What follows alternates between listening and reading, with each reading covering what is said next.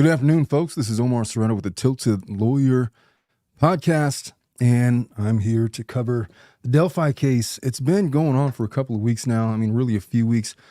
This trial is 7 years in the making, and there's been a lot of questions that, I mean, they've been raising questions about this case for like 7 years now. And so the fact that this trial has kind of jumped off of the rails and that the prosecution's case seems to be falling apart is not a big surprise. I remember when I first covered this case some time ago. I remember when it was. It's like maybe March, 4 or 5 months ago. One of the biggest takeaways that I had was it just didn't add up the way that Richard Allen was being handled in the case. For starters, whenever you are on trial for a crime that you haven't been convicted of, like 100% of the time, they send you to county jail. County jail, you have access to attorneys, you have access to your family members that want to visit you, and you are, I'll tell you what you're not. You're not sent to maximum security prison in the most maximum of maximum wings in a security prison where you don't have access to your attorneys. And when you do get access to your attorneys, like you're meeting in like this dungeon where you can't shuffle papers back and forth. You can't have face-to-face communications. You can't have conversations. You can't talk about the case. It was absolutely mind-boggling how Richard Allen was handled in this case from the very jump. There was that part of it. We have known about Bridge Guy for a long time.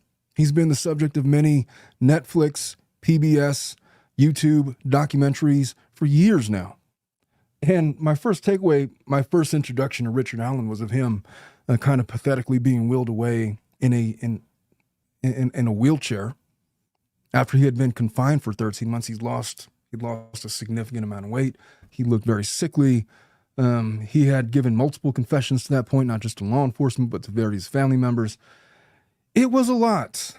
And my just initial takeaway, even looking at the images from prior to his incarceration, it's like, that doesn't really look like Bridge Guy. But then again, who could really say? Bridge Guy that we see looks to be something like, 6'1", 6'2", a big muscular-ish guy, big burly guy. Richard Allen was not that. He's never been that. He's been working at a CVS around the crime scene for, 4 or 5 years now. And they labeled him. And because of his confessions, he's been the main focus of the investigation. And it was always, I guess we'll just wait and see how the evidence has come out. Well, the evidence has started to come out. I mean, we're not finished with trial yet. We don't know how everything's going to play out. But for what we know, the confessions that were gleaned from Richard Allen were gleaned by using the very controversial, very infamous Reed technique, which, if you're unfamiliar, is a method of coercing a confession out of somebody who you believe has committed the crime. It's by applying various forms of pressure on a defendant who was isolated, away from family. Maybe he's hungry, maybe he's sick, maybe he's sleep deprived, maybe he's a lot of things.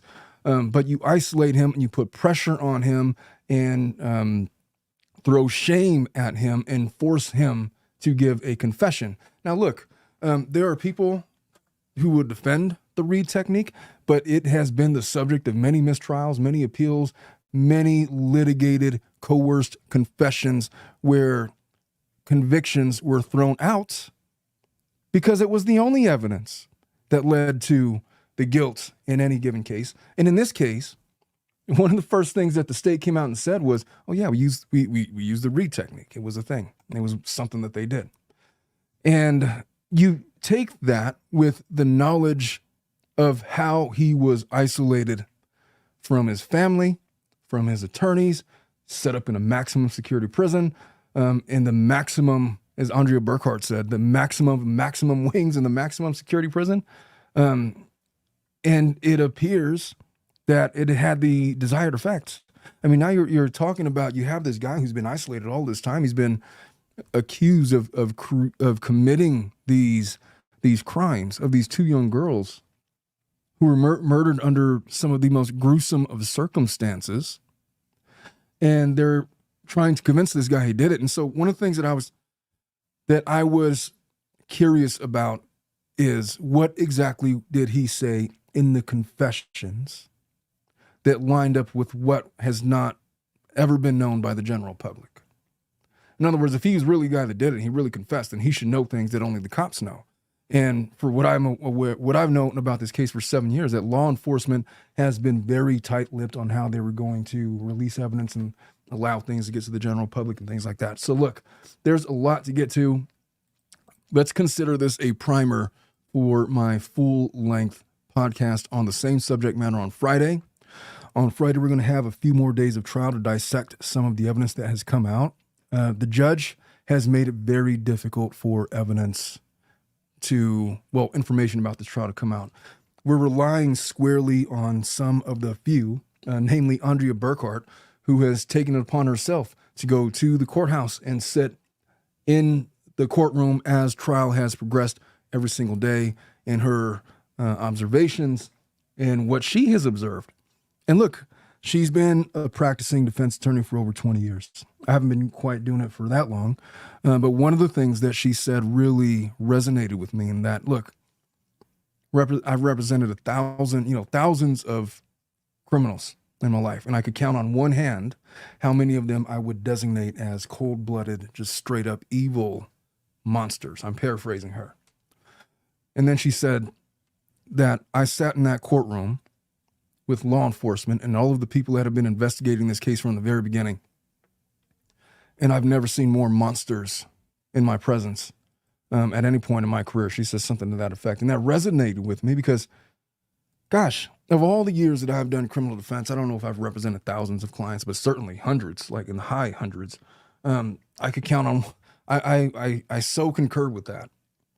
The times that you're actually sitting in the presence of evil or an actual monster resonates with you in a way that you can't just whitewash your memories of that. It sticks with you. And so her impressions of the case have been very telling. It appears that the prosecution's case has fallen apart because of various investigative mishaps. I'm going to get to some of it. This is not going to be comprehensive. I'm going to try to run down the key, the key points in the first 13 days of trial that have led me to believe that the prosecution's case has fallen apart. And I actually think that Richard Allen, in all likelihood, is going to walk. There's a lot to get to. So if you haven't already, beverage yourself. Let's get started. Whatever you might be going through and wherever you might be, this is Omar Serrato with a Tilted Lawyer podcast. I'm here to take your mind off of things. Yes, I'm an attorney. No, I'm not giving you legal advice. We're going to sit and talk like people, as these are the candid thoughts of one practicing attorney, and it's after hours. So have a seat. Feel free to have a drink and join me. Let's get started. All right, folks. So a couple of things. The judge's decisions in this trial have been infuriating by all accounts. She has limited the scope of cross-examination, repeatedly restricted the defense's ability to ask questions on cross, citing concerns about relevance, exceeding the scope of direct examination. For example, the defense has been prohibited from questioning witness about a sketch that she had created for police, despite the prosecution already having elicited testimony from the witness confirming its existence, which is bizarre. If you have a witness verify independently that something exists and you don't have the ability to cross-examine, that's not really something that I've ever really seen at a trial. It's usually fair game, but she has made that ruling for whatever reason. She made the decision to defer this line of questioning until a later point, potentially limiting the defense's ability to immediately address the sketch's significance. In other words, what the judge is basically trying to do is limit any cross-examination to ties to third-party culpability, there has to be a direct link. And what she's basically said was, unless we have a direct link, I'm not going to let you question her on the stand when she's talking about it. Call up as a rebuttal witness or do whatever you want to do, which is just an offhanded way to go about trials. It's very nonlinear, and it could be very confusing, and a lot gets shuffled and lost in the shuffle. The judges appear to be, well, let's talk about the third-party suspect stuff. First of all, the decision to exclude evidence related to potential third-party suspects was a big one. And this is where she gets into the ruling stemming from the legal standard requiring a direct link between a third party and the crime, which the judge felt was not met in this case because there's not any other suspects. And to that regard, there's not even really, if you were to take away the confession of Richard Allen, I'm not sure what other tangible evidence they would have to tie him to the murders. Because, okay, they have an unspent gun shell that was recovered at the scene of the crime, that there's all kinds of questions regarding that. They don't even have his DNA evidence at the scene of the crime. And the DNA evidence that has been found belongs to a female that has yet to be identified.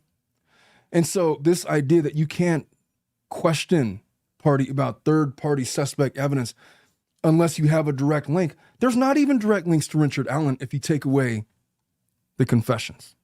But that's how we're continuing. The defense had argued that this exclusion has prevented them from presenting a full picture of the investigation. For example, some of the Odinist theories of the case have basically been shut down. My understanding is that you can't, it was a big question leading into this case is what role was the Odinistic cult theories of the case going to affect the trial? And the question is, unless there's a direct link, you don't even get to question it. And the defense has been largely, as far as I'm aware, has been largely blocked from even going into that. Aside from that, there's been the restrictions on public access and information that's led a lot of people to question the opacity of a trial of this magnitude. And in a trial where you have 7 years of built-up questions leading into a trial, the fact that we're restricting public access and the public's request for transparency in this case, when one of the theories of the defense is that this is a whole county-wide, citywide, statewide conspiracy to frame an innocent man, Richard Allen. The fact that we're having this trial in this matter with this much restricted access is a little frustrating. I don't know if it raises a red flag. I've seen trials restricted like this before, but it's a little disconcerting. There was this curious decision that she made to deny access to exhibits and only allow a limited 15-minute viewing period at the end of each day for the defense, which was just a little weird. I've never seen that before. There's also potential for evidence such as the audio recordings. Audio recordings have gone missing, which pose significant challenges for appeal and further anxieties about transparency and the like. It's just weird what's going on over there in Delphi in this trial. In a trial of this magnitude where you have these many questions, the public has a lot of questions. I have a lot of questions. The defense appears to be limited in the scope of how they could cross-examine specific witnesses. They've been limited in how they could present the defense. Because look, if it wasn't Richard Allen, and their theory of the case is that it was somebody else, the fact that you're blocked from going into these other areas, such as the Odinist stuff, when there's been allegations that there's actual people from the Odinist organization that are members of law enforcement, that were part of this investigation, that were members of potentially the judiciary, that are a heavy influence in the community. It's a little scary. And when I first was introduced to this case, I looked at that stuff. I was like, yeah, that's weird. I didn't know what to really make of it because at the time we weren't in the middle of a trial. They seemed to be pretty certain that Richard Allen was their guy. Matter of fact, I was of the opinion that Richard Allen must be the guy. And I was also of the opinion that when push came to shove at trial, we were going to get a little bit more than what we've seen, which is what? Weak DNA evidence, the bridge guy video that really can't be corroborated, eyewitness testimony that's been wildly inconsistent, the recovery of an unspent shell casing that was found at the scene of the crime, and the mode of murders appears to not have anything to do with gunshots. The way that these girls were found, it appears that they bled out because their throats were slit, is my understanding of how that came out. And so you have an unspent shell casing on the ground. You don't have any of Richard Allen's DNA on the scene. You have this Reed theory coerced confession. He's the main suspect. You have corroborated people indicating that there is potentially ties to this Odinist conspiracy group, religious cult, whatever it is that may have been involved. You have a trial that's not been all that readily accessible to the public. It just really makes you wonder what's actually going on over there with the people that are handling this trial. The judge's decisions on some of these evidentiary issues is a little suspect, to say the least. Did I miss anything about her decisions? She excluded that. There's a restriction of public access. Oh, the handling of jury selection and instruction. She has exercised considerable control over the jury selection process. She struck jurors for cause, determining which questions could be asked, which is usually the two attorneys on the case. They'll get together, they'll exchange questions. Usually what the court will have is like a list of boilerplate questions that they ask anybody. And then the defense and the state will exchange potential additional questions or replace these boilerplate questions with questions that would be specific to their case, and they agree upon it. My understanding is that she has been pretty heavy-handed with that respect. People have noted her demeanor and interactions with the attorneys. People have said that the judge has been exhibiting a dismissive demeanor towards the defense attorneys, a hostile attitude towards the defense attorneys, particularly towards attorney Andrew Baldwin. And that can have an impact on how the jury perceives this case. It kind of sucks when you're trying to try a case and the judge is constantly annoyed with you or forcefully talking at you or chastising you, and when you're just trying to present your case and make arguments, and the jury don't think that they're not picking up on that. They got to find somebody to trust. It's going to be either the judge or the defense attorney or the prosecution or a combination of the three, but they're not going to trust everybody. And so where you have a prosecutor and a judge that appears to be, based on their demeanor, biased towards the defense attorney, that sucks. And so I haven't had an opportunity to observe any of that. It happens a lot. I mean, you saw it. I mean, you see it in every trial. In every trial, there are heated exchanges between attorneys and judges. It happens. But most of the time, judges are very good about being even-handed for both sides, not trying to show if there's going to be an argument or a disagreement, they do it in chambers or out of the presence of the jury. If she's doing that and the jury's picking up on it, it can have a prejudicial effect on Richard Allen's defense. 100% it can. I've heard that the judge has repeated objections to Baldwin's line of questioning, has been visibly frustrated with his arguments in I guess, a very tangible kind of way. Yeah, I got questions about that.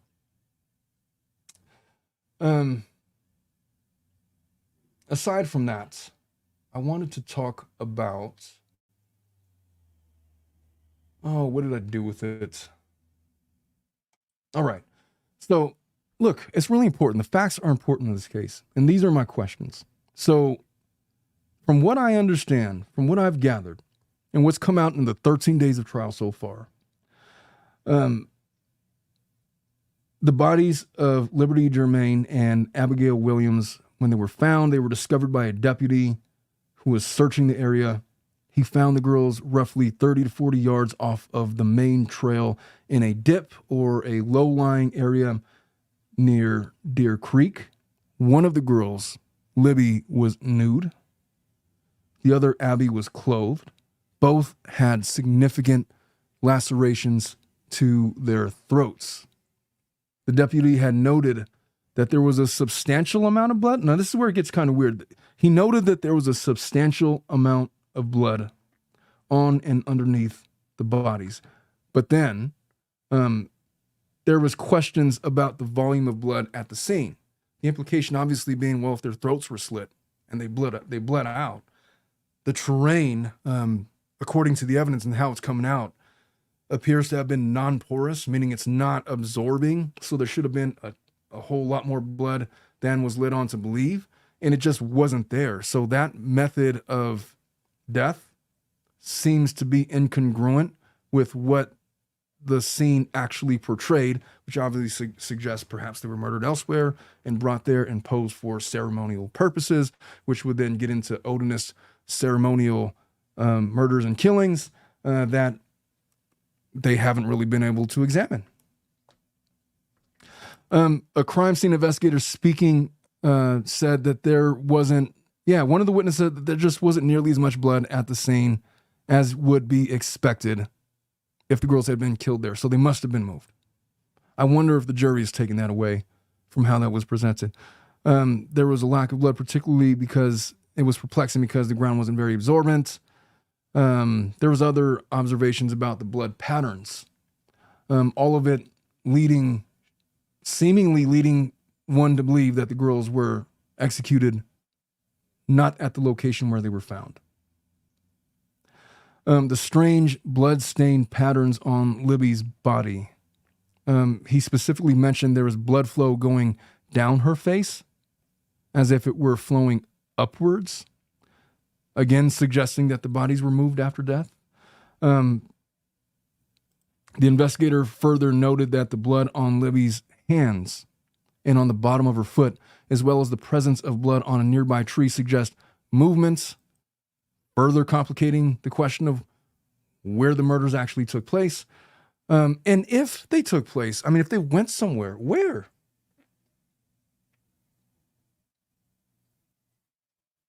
I just, there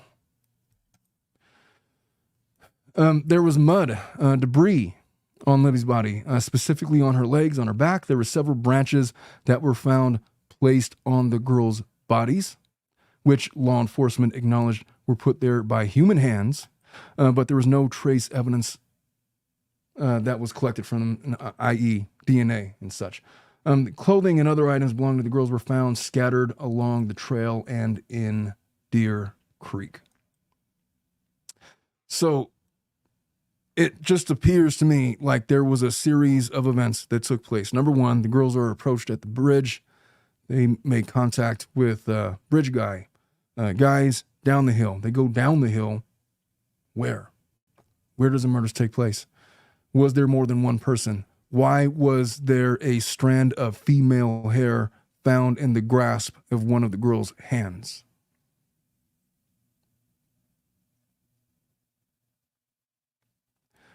And why are we learning about this at trial? And if that's true, why do we not know of the identity of who that DNA belonged to? It could be innocent. I don't know. Maybe it was like her mom's or somebody, or like a family member or an aunt's, or the fact that it hasn't been identified is just mind-boggling. The fact that it wasn't investigated further.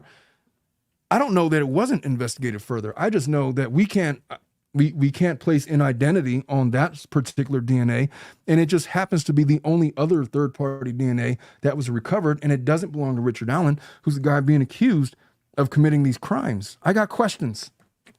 I have questions.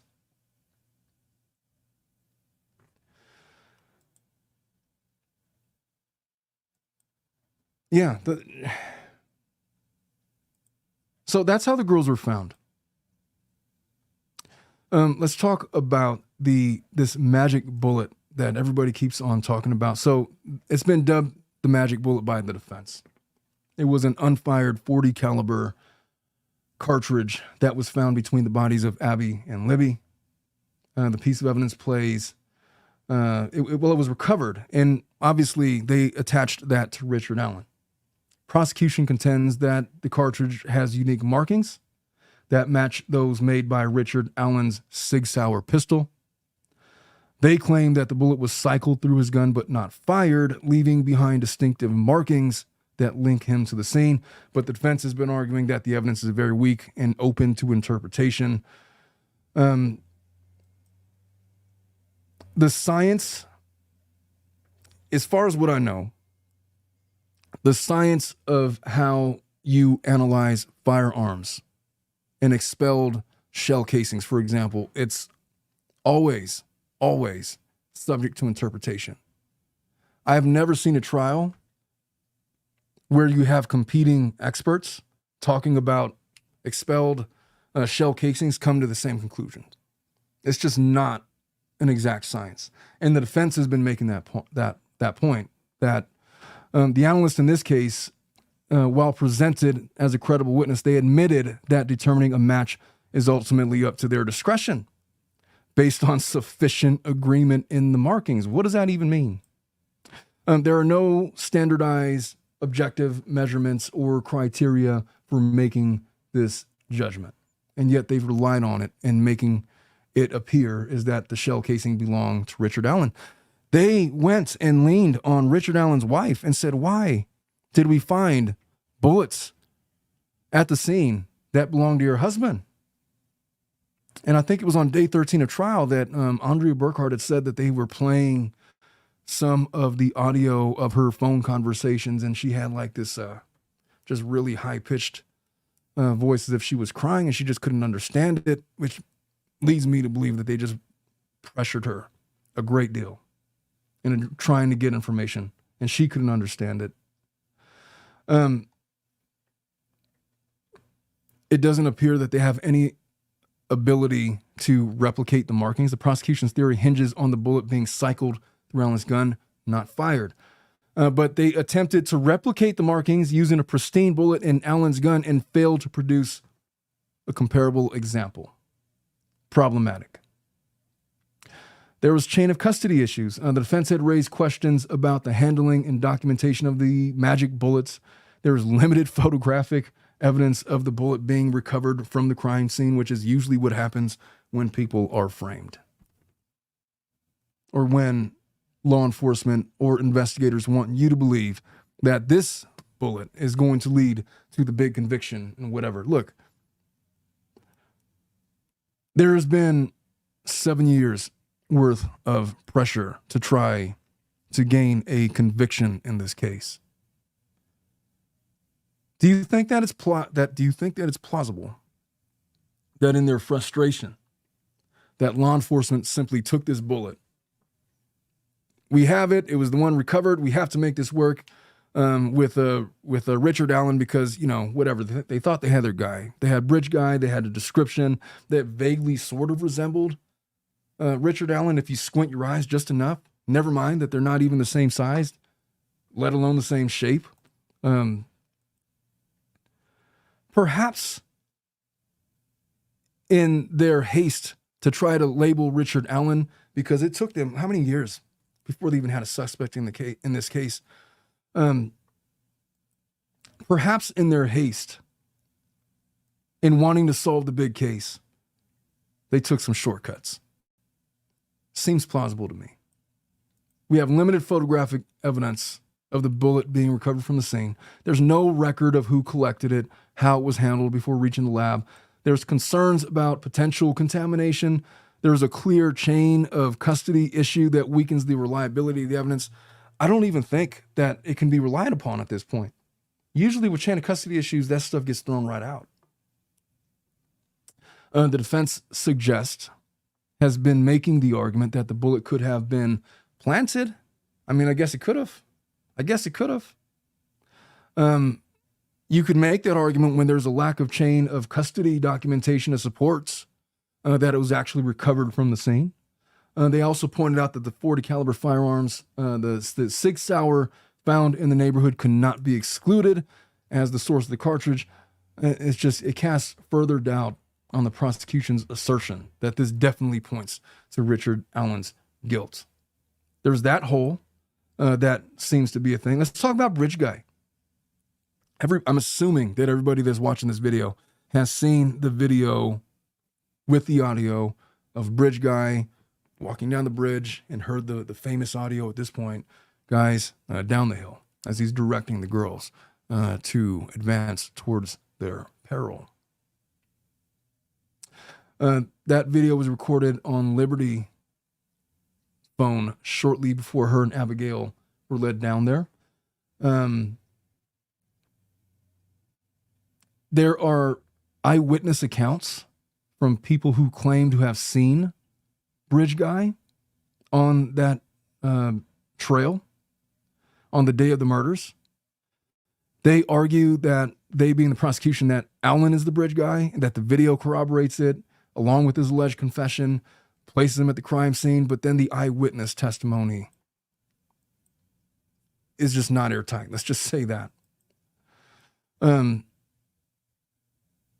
The reliability of the eyewitness testimony is heavily contested. None of the eyewitnesses who testified in court could positively identify Richard Allen, which is a big problem. Now, you could say that, I mean, look, it's been a long time. He's lost a lot of weight. He's sickly and all those kinds of things, but still, they ask you to identify the person who you've seen on the bridge, and they can't identify him as Richard Allen, who's sitting right there in the courtroom, is always a striking thing. It almost never happens. They provided varying descriptions of Bridge Guy, some describing him as tall and muscular. Others recalled him as being shorter and stockier. They can't even agree on what he looks like.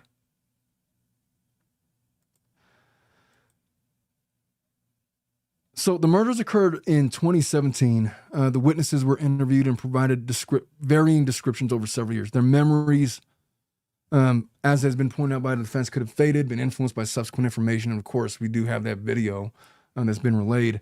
The prosecution's singular focus on Richard Allen as Bridge Guy, defense is arguing, has effectively narrowed the investigation to only Bridge Guy. Like, look, they got excited. They got Richard Allen. Whatever it was that led them to believe he was the guy, they got him. They believe they found a bullet that came from his gun at the scene. He has a vague appearance, or he sort of looks like Bridge Guy, maybe, or maybe you could imagine him looking at Bridge Guy. I don't know. Bridge Guy to me looks like he has longer, thicker hair. He looks to be taller. He looks to be more stout. I've never made the connection. So we don't have verifiable, independent eyewitness testimony, even linking Richard Allen as he sits in the courtroom as being the actual Bridge Guy by the eyewitness people that say that they saw him on the day of the crime. There was, let's talk about the confession. Because obviously defense is arguing that Richard Allen's confessions were coerced, and they were based on the conditions of his confinement and the way that he was treated while in custody. He was placed, like I said, in Westville Correctional Facility maximum security prison. I have never, in 11 years of practice, heard of a guy that had not been convicted of a crime finding themselves in maximum security prison, absent some kind of massive, unforeseen variable. Like I said, you're usually in county. When you're sitting there in county, you have better access to your attorneys. You have better access to your family because you have to still have the ability to fight and prepare for your case. That's been one of the issues raised months ago. I mean, by months, I mean like 18 months ago when the case was starting to come together. His theory of defense was starting to come together. It was just this odd quirk in the investigation that they sent him straight to state prison. State maximum security prison as opposed to county. He has a lack of criminal history and diagnosed mental illnesses of anxiety and depression. They use that, I guess, as their justification for of a safekeeping order. The state had mentioned that he was on suicide watch for a period of time on and off. The defense argued that those conditions, along with the treatment that he received from guards and inmates, created a process that was designed to break him. And did it break him? Yeah, because he gave multiple confessions. He confessed to his mom, confessed to his wife, confessed to a guard, a number of different people. His deteriorating mental state has been well documented and has been commented on by some of the state's witnesses during cross-examination, evidenced by his erratic behavior. He was, like, for example, drinking from the toilet, smearing feces on himself, eating his own feces. The guy was losing his mind in there. You're going to trust that guy with anything that he has to tell you. He could tell you that we walked on the moon. He could tell you that he's a shape-shifting lizard. That's usually the kind of stuff that you would expect from somebody in that kind of a mental state. He could tell you that he killed JFK. And they keep on telling him that he's the one responsible for these two girls' deaths. At some point when he's, I don't know how many of you watching this show right now have ever actually been inside of a prison. I've never been inside of a jail cell per se, but I've visited hundreds of my clients in jail, state prison, and county. And just walking through the halls of the prison, the air is stale. I mean, the concrete is thick. The walls are heavy. The sound of the doors closing and locking shut is just stifling. And then you sit there, they don't let you have a cell phone or electronics. So you're literally sitting there. You got your briefcase, you got your notepad, you're writing notes, scribbling notes. You're waiting for your client to get there. Sometimes they take like 30, 45 minutes, an hour to get him from wherever he's at, to send him down to go have a chat with his attorney. And while you're there, you're bored out of, you can't just scroll TikTok. So you start doodling, you start like writing stuff, just, you're literally in your doodles. I got old notes from past jail visits with my clients where I'm literally drawing pictures of the jail cell. And I don't draw, man, but your mind just starts racing, and the silence is so loud. It is so claustrophobic in there. And that's in the attorney portion of the visitation center where you go to interview and meet your clients.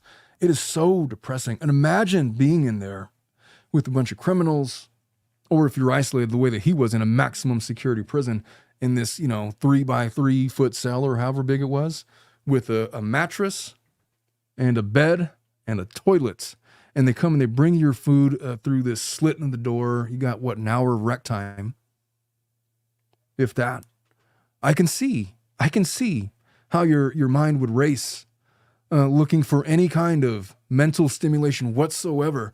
And so all of a sudden the walls start turning into faces, and the faces start having voices, and the voices start getting louder and louder and singing things and telling you things and criticizing you and making fun of you and telling you that you did this and that you are responsible for where you're at, and you are the one that killed those girls, and you need to pay or you're going to go to hell. You must repent now. And I could just see how somebody could spiral down that path if they are being constantly fed lines of bullshit from law enforcement and investigators, and being forced to believe that they are responsible over and over. No matter how much you protest, no matter how much you object, no matter how much you say you're innocent, no matter how much you want to stand on business, your mind starts playing tricks on you. And it is, you wouldn't think so. You would think that you be the one. You would be the one. Oh, if I committed a crime, I would never confess. I would fight till the death. Yeah, bullshit. Until you're sitting in a maximum security prison cell, left to your own thoughts for 22 hours out of the day, and the other couple hours are spent being interrogated by people or folks, or thinking about the times that you've been interrogated, and replaying it over and over and over in your mind, and wondering, is there anything I could have said different to make them believe me? Maybe I really did. Maybe I just don't remember. Maybe I'm losing my mind. Maybe I'm going crazy. and then you're employing the read techniques of getting a confession on top of all of that. To me, in that context, as a defense attorney, those confessions are worthless. Unless there is any corroborating evidence in those detailed confessions that corroborate details of the case that were only known to law enforcement, that were not planted into that man's mind by law enforcement themselves.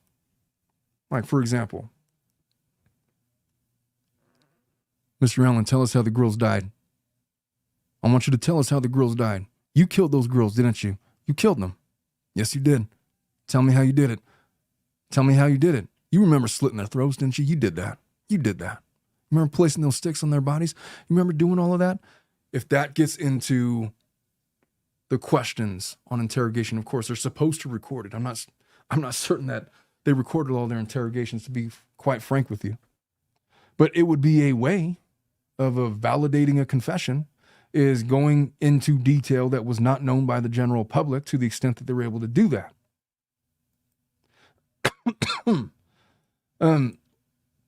The defense highlights the lack of training among certain correctional officers in recognizing and handling mental health issues. Excuse me, folks. They point out that the officers' admissions of having minimal training in mental health behaviors and their reliance on subjective observations, like looking into someone's eyes to tell if they're lying, to assess Alan's mental state. Oh yeah, I could just tell by his body language because he was sitting there with his legs crossed and his arms folded, and so obviously that means he was lying. Or like you watch, I don't know, some of these shows where you get like these FBI, they're like real life detectives. Hey, if they look up and to the left, it means they're lying. If they look down and to the right, it means they're going into their creative part of their brain. And you see some of this with the behavior panel, but you know, I'm not saying it's completely wonky, but these are correctional officers, not behavioral scientists, and how the F would they know? And they admitted to their lack of training in that regard. So there was that. As far as I'm aware, and maybe it'll come out later, but I have not been made aware of any corroborating detail of this case that has been divulged by Mr. Allen by virtue of his confessions. And to me, if you don't have at the very least that, and even if you have that, I have questions about what the cops were feeding him. But if you don't have that, then those confessions to me are worthless. Worthless. And so there was that. There was some stuff that has come out about the text messages. Let me just go over my notes here. The last confirmed activity on, I believe it was Libbys Phone, was at 2:33 p.m. on February 13th, the day of the murders. Coincides with the approximate time that Bridge Guy was filmed and by Libby, and when eyewitnesses reported seeing the girls and the man on the trails. There was a sudden reconnection at some point. So after going silent for nearly 12 hours, the phone suddenly becomes reconnected to the network at 4:33 a.m. on February 14th. And at that time, a flurry of 15 to 20 SMS messages arrived on the phone, including several urgent messages from Libby's family. The defense argues that this sudden reconnection supports their theory that the phone was taken out of cell tower range after the murders and brought back into the area sometime before 4:33 a.m. And they contend that the influx of SMS messages at this time indicates that the phone reestablished network connectivity after being online. There's no record of the phone ever being turned off, which raises questions. Because I'd imagine that would be the way to get out of cell tower range, is by turning the phone off without having it being picked up. But the phone logs didn't show any indication of the phone being powered off between the last recorded activity at 2:33 on February 13th and the reconnection at 4:33. Maybe they put it in airplane mode. While the defense claims the phone remained on during this period, the prosecution's expert witness acknowledged that powering a phone off and on can result in data loss, including the crucial Knowledge C database. That database tracks detailed second-by-second activity on the phone, including steps, location data, screen on and off times, battery level.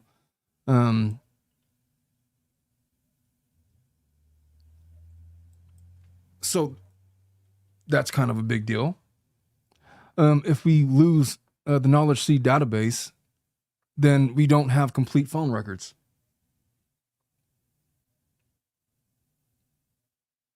And if we're losing that location data, it would stand to reason why that's been kind of like the big mystery about where that phone went. I don't know. There's problems with this investigation. The phone received calls, texts, and iMessages during the period after the last activity, but the influx of SMS messages only occurred upon reconnection 4:33. We talked about that. So that's what's been going on with the text messages so far. I'm looking for more evidence that points to Richard Allen. Right now, all I'm getting from this case is a whole host of unanswered questions that the evidence is grossly insufficient at answering. And more importantly, I'm lacking any kind of tie-in to Richard Allen whatsoever. Give me 1 second, folks. I got to get the...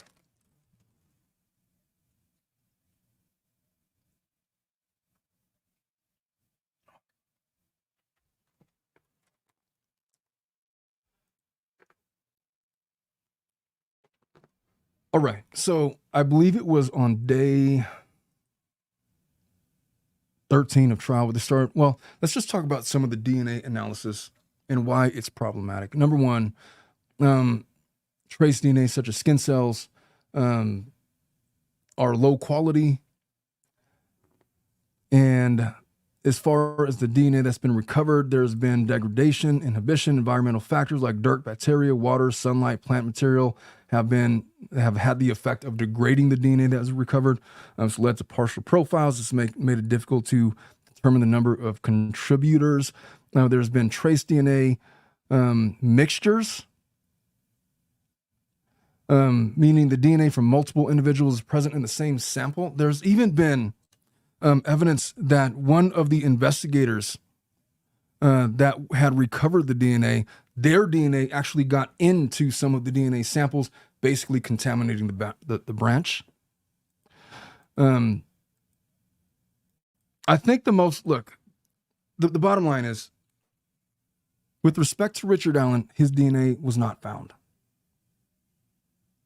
And I don't know what to make of it. I don't know how much stock the jury is placing into this fact, but of the DNA that was recovered from a third party, there was a strand of hair or some kind of a DNA. There was a hand there in one of the girl's hands. There was hair found, and the DNA derived from that was of a female who has yet been identified. There has not been any corroborating DNA from Richard Allen, which just leads me to the same conclusion. Look, there's a lot of questions that I still have with this case. We're not finished with trial. And as far as the coverage of this case has been very scant, we've been relying on third-party accounts from the beginning. I've just been looking for a couple of things. I need to know what physical evidence they've had tying Richard Allen to the crimes, of which there appears to be none, other than this magic bullet shell casing that was, I guess, expelled from Richard Allen's gun. Magically, it didn't fire, but when they've tried to replicate it, they haven't been able to replicate it. So what's to make of that? If the defense were to argue that, well, it must have been planted, I couldn't rule it out, could I? If you can't replicate the markings that are if you cannot replicate the markings on an expelled shell casing that was recovered from the scene, then what do we got? More questions. You can't really say one way or the other, can you? If they were to say that it's planted, you can't really rule it out. All I know is we have a lot of questions that we can't answer. And what is the only thing that the defense team has to do? They have to raise reasonable doubt. And with respect to those confessions, which is, I guess, what the state is relying on most heavily, I have a botched investigation. I have 7 years of them building a case, and they haven't produced not a shred of physical evidence so far that conclusively puts him at the scene of the murder. They have eyewitness testimonies that are wonky. They have a video of Bridge Guy that he doesn't resemble. They have, they can't even pin down the location of the murders. They got DNA from third parties. They have read techniques being utilized in these confessions.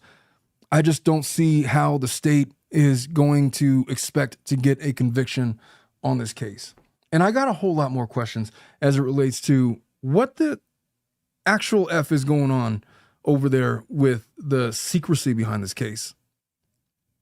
It makes no sense to me that a trial of this magnitude with these many questions would be so blocked off from public consumption.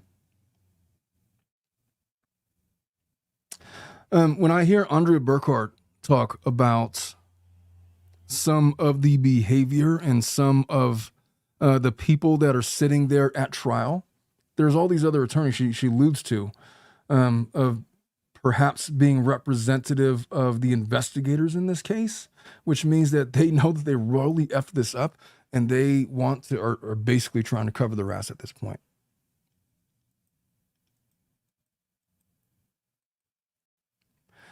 When I had initially covered this case, I had wondered aloud why we were proceeding to trial with what was put out there. I was genuinely expecting to find some kind of bombshell connection between Richard Allen and physical evidence. It just doesn't appear, based on what I've seen, to exist at this point. And so they got these confessions. I understand why they're going forward on the confessions, but the confessions and the way that everything has been presented, it just, come on, man. It has never been adequately explained to me how when this man was arrested, rather than taking him to county jail, they stuck him in a state maximum security prison. That's never been adequately explained to me. And so, no DNA. We don't have a murder weapon. There's weak cartridge evidence. Inconsistent eyewitness testimony. Sarah Carbaugh's conflicting statements. Remember that? She claimed she saw a man covered in mud and blood near the crime scene. She gave inconsistent statements about the guy's appearance. She gave a description of the man's coat color and the amount of blood, and then over time said that it looked like mud. Maybe he slaughtered a pig. I don't know. Couldn't identify Richard Allen in court. Obviously, the defense has been arguing that the prosecution, ever since they identified Richard Allen as a suspect, has had basically tunnel vision. And the fact that they utilized the read technique in getting their confession basically supports that. The defense has attempted to introduce evidence pointing to other individuals, including individuals with connections to Odinism, the occult, possible motives for the killings, but the judge has excluded that third-party culprit evidence because of a lack of connection. Is that prejudicial to the case, to the defense's case? Yeah.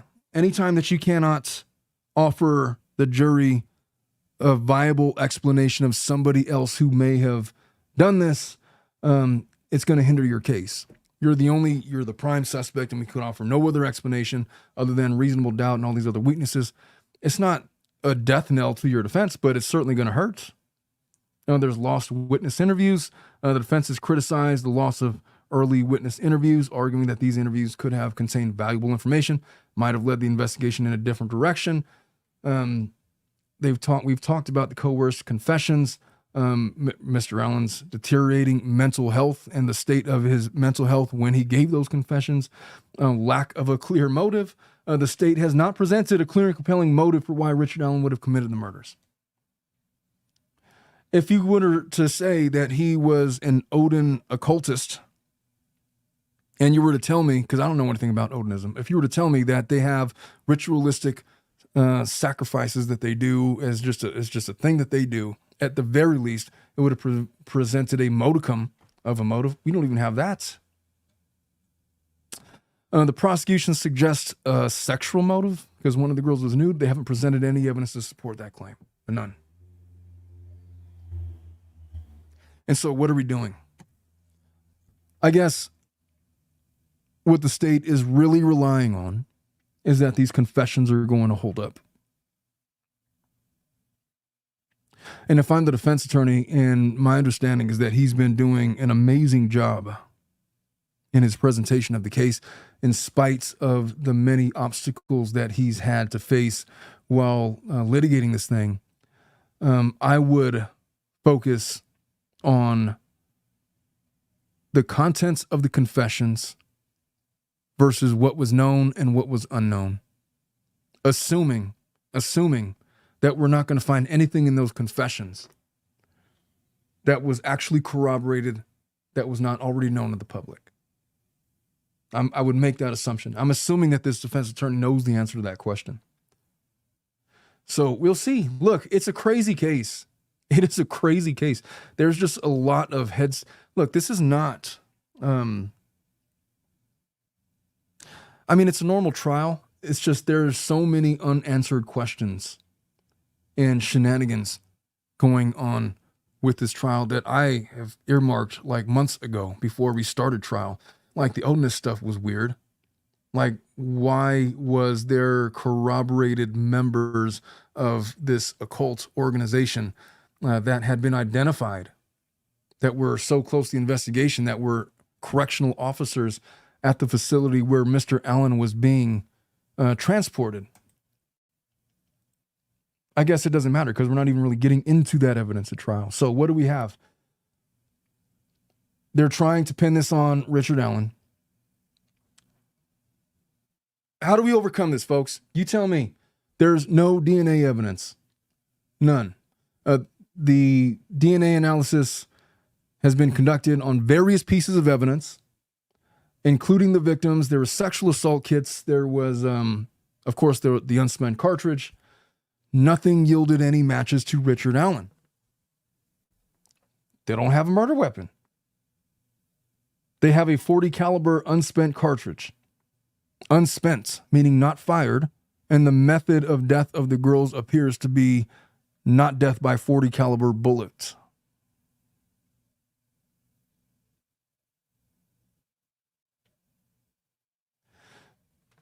We don't have a knife. We don't have anything. The defense has argued that even the ballistic evidence connecting the unspent cartridge to Allen's gun is questionable. There's inconsistencies in the marking. Again, they haven't been able to replicate it. We talked about that. The defense's expert apparently is going to testify that the pristine bullet used to create the comparison sample did not produce markings consistent with the cartridge. That's coming, if it hasn't come already.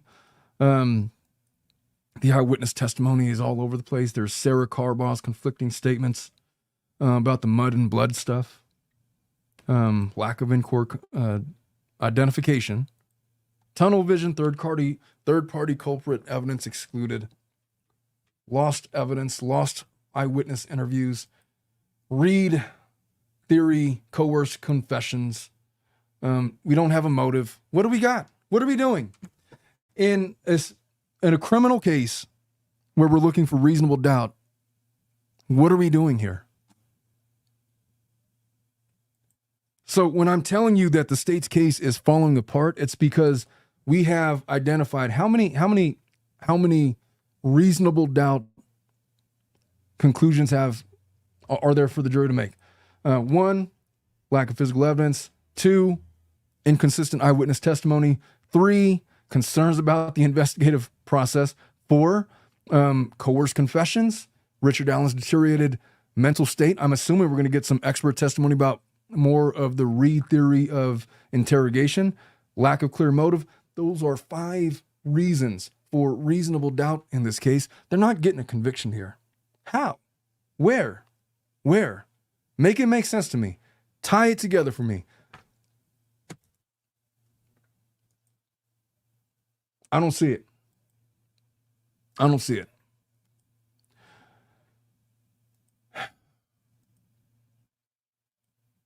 I wanted to get more into the, what did I just do with it? Oh,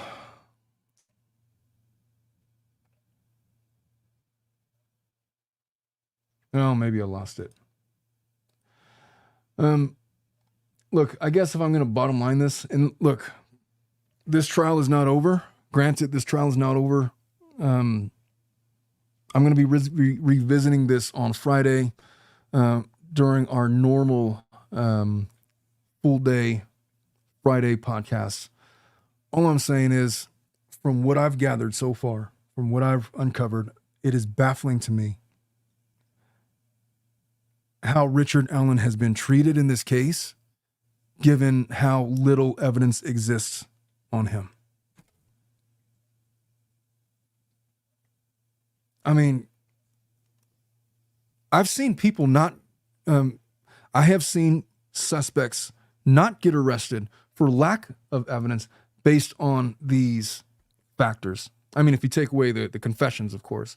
If you take away the confessions, what are we pinning him? What are we arresting him for? Because of an unspent shell casing? That's it?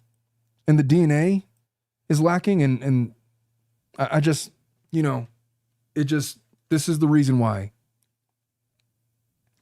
When you're investigating cases like this, you got to be very careful when you take these cases to trial. And in this case, I know that there's been a lot of pressure to get a conviction because we want justice for the victims, Abby and Libby.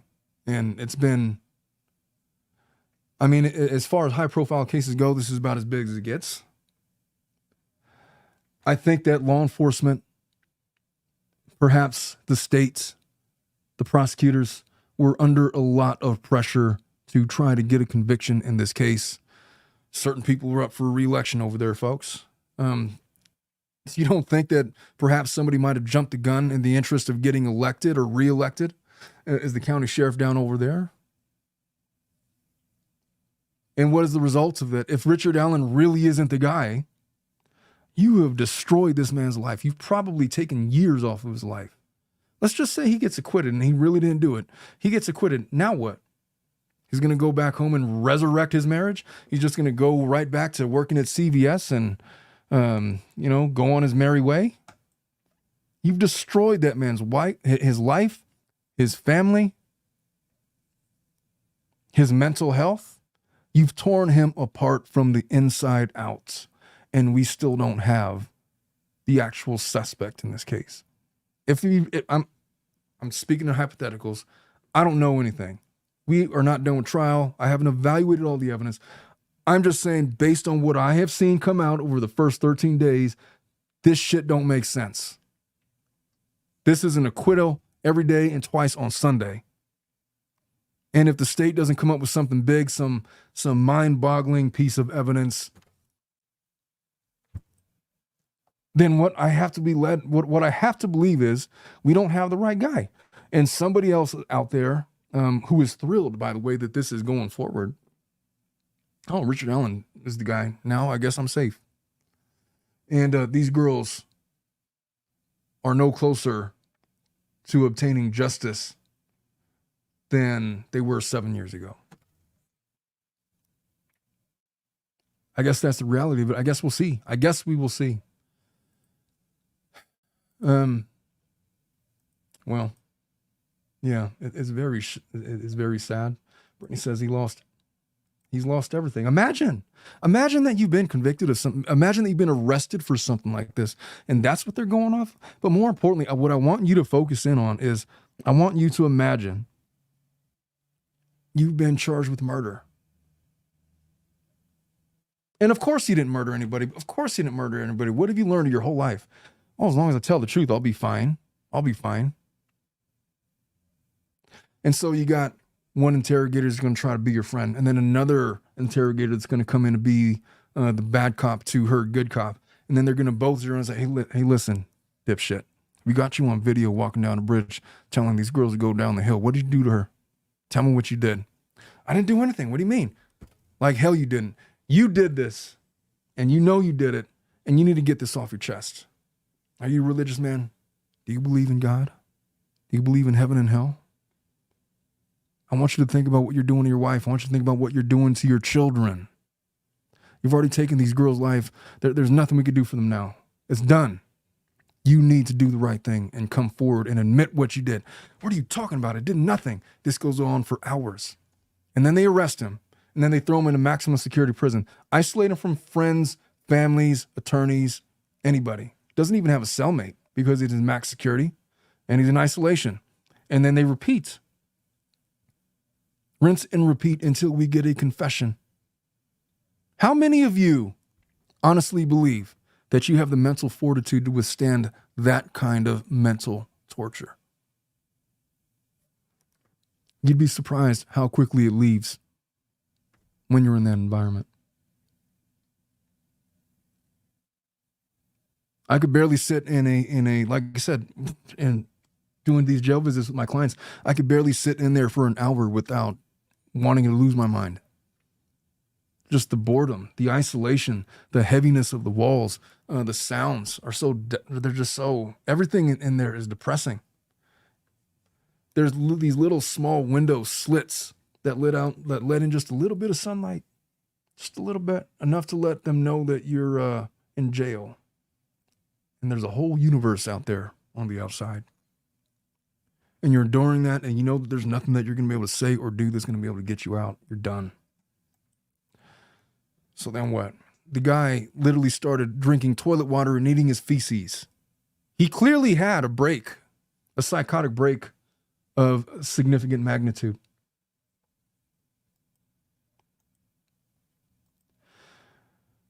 So I'm going to wrap up with that, folks. I just want you to consider homework for Friday. Homework for Friday is to, number one, read up on this trial. Go visit Andrea Burkhart, and she seems to be the main source of information with this case. She has devoted her entire life to going. She's actually at the courthouse. She's in and out of the courthouse every day. She has come, as far as I can tell, she has the best information. So go visit her channel, subscribe to her if you haven't already. But we're going to do another discussion of this on Friday. And on Friday, I'm either going to find some shocking new revelations that the states might not be full of shit after all, or I'm going to continue to bang the pulpit that Richard Allen is innocent. Right now, in my unrequested expert opinion, Richard Allen is an innocent man. But that's my opinion, and I haven't seen all the evidence. My opinion is subject to change, but that's the way that I'm leaning so far. What do you folks think? Let me know down in the comments. I will see you guys. Well, for my members and my subscribers, I'm going to be doing a special Halloween episode later this afternoon, so look out for that. I'm going to be doing a normal podcast on Friday, including my Family Law After Dark. If you want to be a participant or you want to submit a case for me to review, do so at the Tilted Lawyer, at tiltedlawyer@gmail.com. That's our email address. Or just go on our Discord and submit it there through DM or whatever, and we will talk about it. If you want to participate on the show, let me know. We'll talk about that. I had somebody talk about one. Hey, what's up, Chris? How is Spain, sir? Thank you for the $1. I will make sure I don't know, what could I get for $1 nowadays? I'll tell you what, I'll get your dog a haircut. How about that? I'm watching my brother's dog over there. Forgot what I was saying. Folks, I will see you guys next time. Bye-bye.